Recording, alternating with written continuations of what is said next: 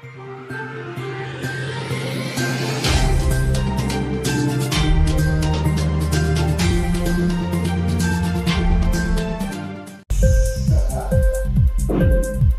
TV prime time news కి స్వాగతం.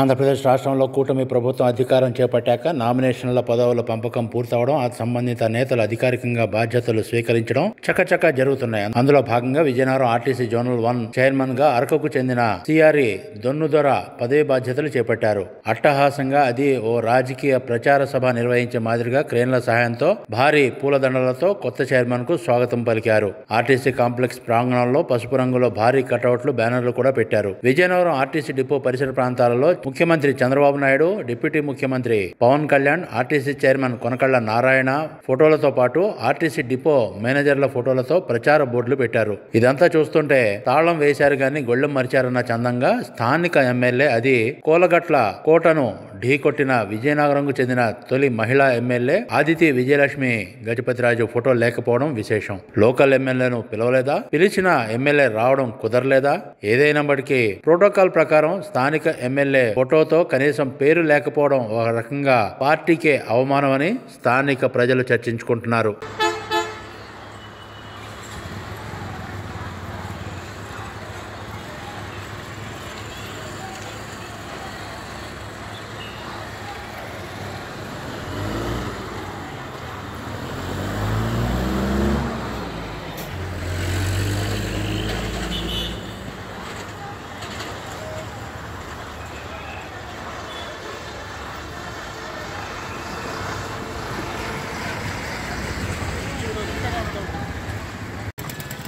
ఆహ్వానం లేదు, పిలుపు లేదు, అందుకే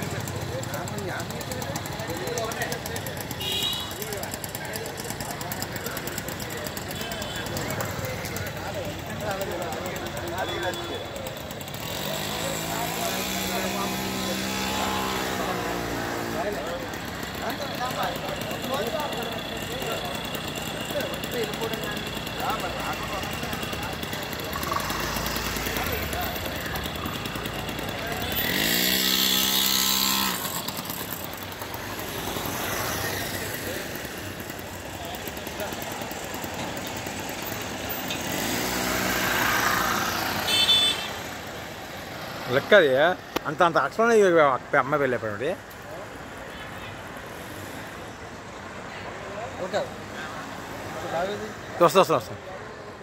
వస్తున్నా